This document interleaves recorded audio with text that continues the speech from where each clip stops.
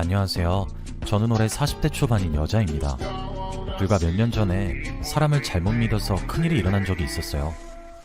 믿었던 사람한테 뒤통수를 맞는다는 게 엄청난 충격이더라고요. 지금 생각해도 화가 미친 듯이 나지만 그래도 제대로 된 복수를 한 것 같아서 후련합니다. 그 일이 있고 나서 사람을 잘 못 믿게 되었지만 그 일이 일어나지 않았더라면 저는 아직도 뒤통수를 당하고 살고 있었겠죠. 아무튼 저희 이야기를 시작하도록 하겠습니다. 저는 남편과 정말 행복한 결혼 생활을 했어요. 저희 남편이 모르는 사람이 봐도 정말 잘생겼다고 말하는 외모였습니다. 인기는 당연히 많았고 자기 관리도 너무 잘하고 성격도 좋아서 저런 남자는 어떤 여자와 결혼할까 하는 궁금증을 사람들이 항상 가지고 있었다고 해요. 그런데 그 완벽한 남자는 저와 결혼했습니다. 남편이 대학교 때 인기가 정말 많았는데 그만큼 대시하는 여자들도 많았어요. 남편은 자기를 좋아한다는 여자를 다 거절하고 저에게 먼저 마음을 표현했습니다. 솔직히 저는 지극히 평범하고 예쁘지도 않아요. 그런데 저에게 좋아한다고 표현하는 그 사람을 보고 처음에는 저를 가지고 장난치는 줄 알았습니다. 하지만 그건 그 사람의 진심이었고 저희는 연애를 하게 되었죠. 주위에서 다 금방 헤어질 거라고 말을 했지만 저희는 오랜 연애 끝에 결혼까지 골인했습니다. 다들 놀라워했고 제 절친인 민영이가 제일 놀라워했죠. 저와 민영이는 어릴 때부터 아는 사이라서 부모님들끼리도 친해요. 명절 때 무조건 각자 집에 가서 하룻밤은 꼭 자고 옵니다. 그래서 민영이와 저는 비밀이 없는 사이예요. 제가 민영이를 많이 의지하기도 하고 저에게는 없어서는 안 될 친구였죠. 아무튼 저와 남자친구가 결혼을 한다고 하니 제일 놀라워하는 건 민영이었습니다. 결혼까지 할 줄은 정말 몰랐대요. 그러면서 뒤늦게 축하를 해주는데 조금 의아해하긴 했습니다. 올해 연애를 하면 결혼을 할 수도 있겠다고 예상은 하지 않나요? 그런데 그런 생각을 전혀 안 해본 것처럼 행동했고 뒤늦게 축하한다고 해주니까 조금 서운하긴 했습니다. 축하가 먼저가 아닌 당황스러움이 먼저인 눈빛이었거든요.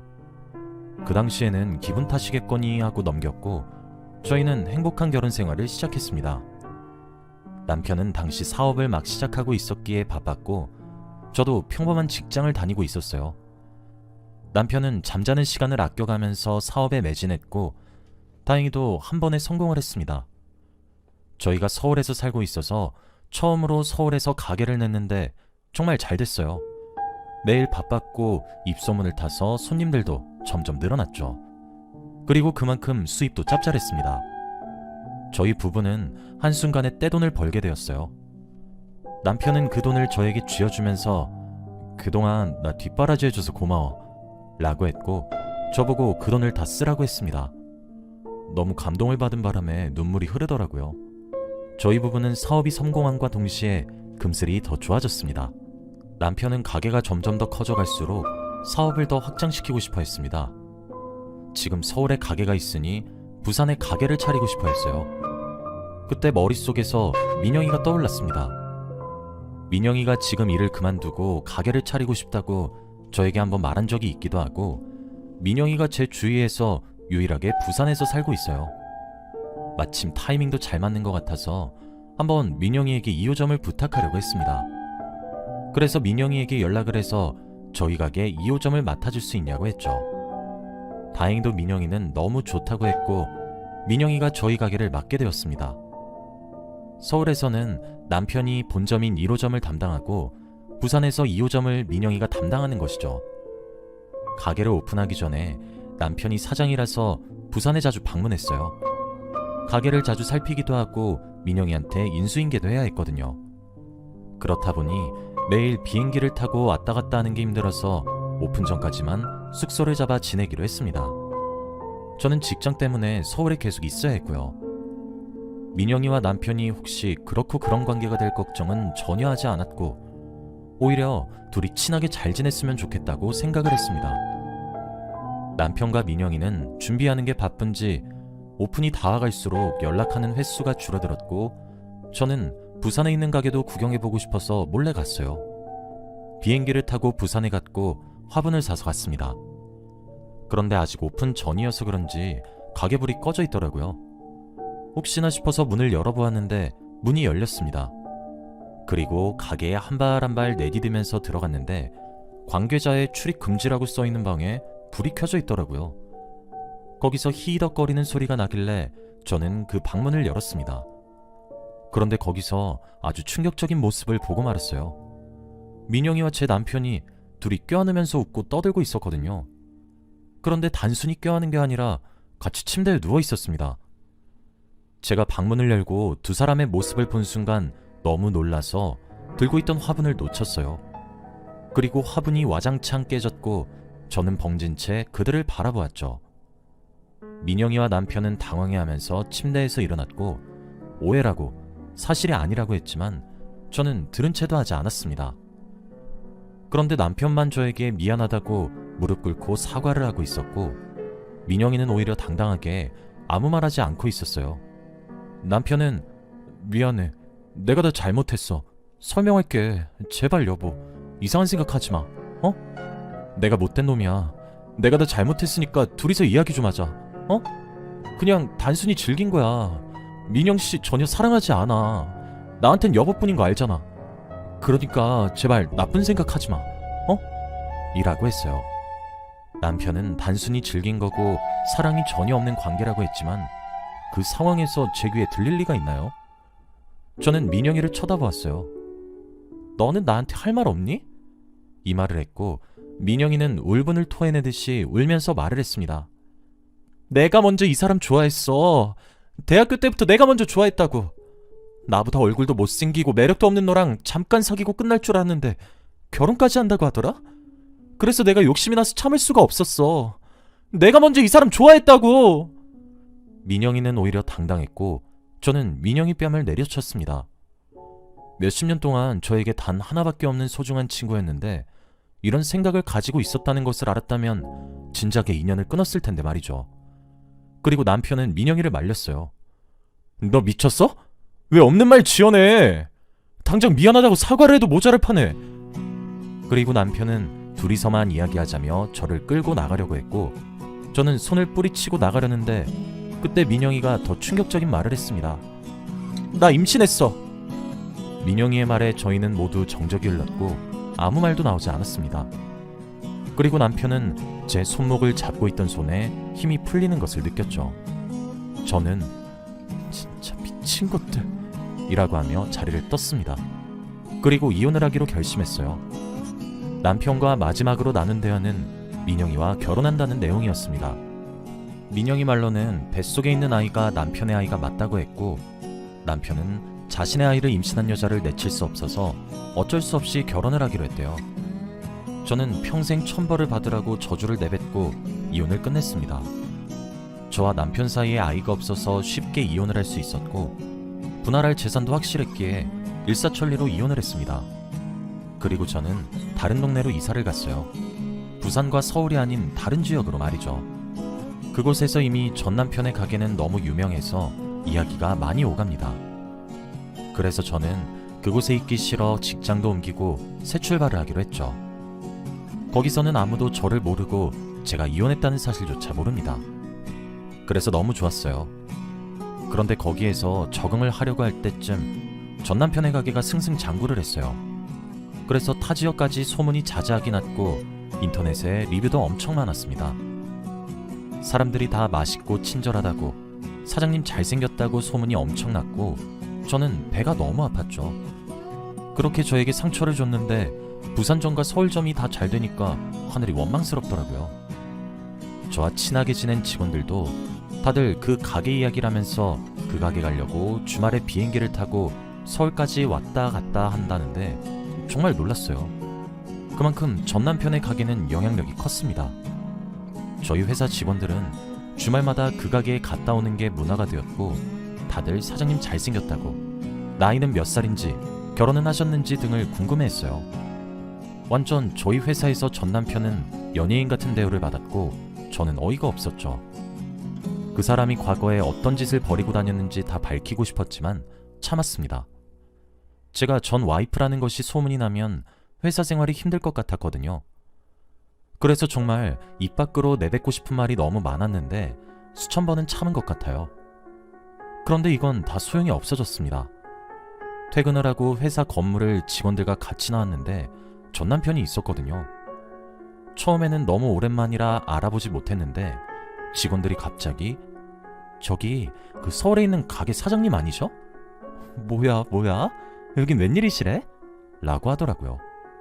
저는 그곳으로 시선이 갔는데 정말 전 남편이 맞았습니다. 이혼하고 처음 보는 거라 거의 3년 만에 보는 거였어요. 그런데 저와 눈이 마주쳤고 제 앞으로 성큼성큼 다가오더군요. 그러면서 갑자기 제 앞에 무릎을 꿇었습니다. 제 옆에 있던 직원들이 전부 다 당황했고 그 중에서 제가 제일 놀랐어요. 몇 년 만에 나타나서 대뜸 제 앞에서 무릎을 꿇다뇨. 그것도 사람들이 이렇게나 많은 곳에서 말입니다. 전 남편은 무릎을 꿇은 채로 다시 나랑 합쳐주라 라고 했어요. 그 말을 하는 순간 직원들도 너무 놀라했고 저도 당황스러웠습니다. 직원들은 말문이 턱 막혀서 제가 이 사람의 전 와이프라는 거에 놀란 것 같아요. 우선 저는 직원들을 먼저 보냈습니다. 나중에 설명한다고 한 뒤 직원들을 보냈고 저는 전 남편과 둘만 남았죠. 직원들이 가니 이야기를 구구절절 늘어놓더라고요. 그런데 전 남편의 말을 들어보니 정말 가관이었습니다. 민영이가 가게 비밀 레시피들을 몰래 빼내서 새로운 브랜드를 만들고 있대요. 그런데 그뿐만이 아니었습니다. 민영이가 임신한 아이의 아빠가 전 남편이 아니래요. 그때 만나고 있던 남자친구가 있었다고 합니다. 그래서 지금 두 사람이 짜고 새로운 브랜드를 만들었다고 해요. 그렇다 보니 손님들도 다 그 가게로 가고 혼자서 너무 힘들다고 합니다. 힘든 와중에 제 생각이 너무 많이 났대요. 과거를 너무 후회하고 있다고 하면서 펑펑 울기 시작하더군요. 그리고 지금 민영이는 애아빠랑 아이와 셋이서 함께 살고 있다고 합니다. 둘은 혼인신고도 안 했고 서울과 부산의 장거리라 자주 보지도 못했대요. 그래서 점점 멀어졌고 아이 얼굴을 자주 보진 못했지만 볼 때마다 자신과 너무 닮지 않아서 유전자 검사를 해보니 아이 아빠가 따로 있었다고 했다네요. 민영이는 오히려 당당하게 집을 나간다고 했고 셋이서 행복하게 살고 있다고 합니다. 그래서 저를 찾아왔대요. 제가 너무 그리웠다고 합니다. 그렇게 울면서 말하는데 사람들이 지나가면서 다 쳐다보는 거 있죠. 우선 전 남편을 진정시키고 어떻게 하고 싶은지 말했어요. 들어보니 부산의 가게를 맡아달라고 하더라고요. 거기서 나온 수입은 제가 다 가지라고 했습니다. 솔직히 그 말에 안 흔들린 건 아니에요. 그 가게에서 일을 하게 되면 지금 다니고 있는 직장의 3배는 넘게 벌거든요. 그리고 일도 저에게 다 맡긴다고 하니까 조금 흔들렸습니다. 저는 이렇게 쉽게 넘어가면 안 된다는 생각에 몇 번 튕겼어요. 그런데 전 남편은 매일같이 저희 회사로 찾아오더군요. 저희 회사 직원들에게 커피를 돌리거나 저를 잘 부탁한다는 식으로 말을 했고 서울에서 매일 저희 지역으로 몇 시간이 걸리는 시간 동안 차를 끌고 와서 옆에 있었습니다. 직원들도 너무 부럽다고 말을 했고 왜 재결합을 안 하냐고 옆에서도 난리였어요. 제가 전 남편의 과거를 다 이야기해도 직원들은 그 친구가 잘못했네요. 사장님은 싹싹 비셨다면서요? 라며 다 용서하고 얼른 재결합을 하라고 했습니다. 그렇게 직원들까지 설득을 하니까 조금 흔들리긴 했어요. 안 그래도 과거에 결혼을 했고 사랑했던 사람이어서 그런지 예정이 정말 무섭더군요. 그리고 같이 있을 때 즐겁기도 했고 시간 가는 줄도 몰랐습니다. 그렇게 한 반년 동안 계속 튕긴 것 같아요. 그래도 전 남편은 화 한 번 내지 않고 계속 저를 설득했습니다. 꽃다발을 주기도 하고 매일 출퇴근도 시켜줬죠. 정말 부산 지점을 맡을까 고민을 하기도 했어요. 그런데 이제 조금만 더 설득을 하면 정말 넘어갈 위기였는데 그때 또 충격적인 내용을 보게 되었습니다. 늘 퇴근을 하고 회사 밖을 나오면 전 남편이 있는데 그날은 없더라고요. 그렇다고 먼저 연락하기도 자존심 상해서 혼자 뚜벅뚜벅 집을 가고 있었습니다.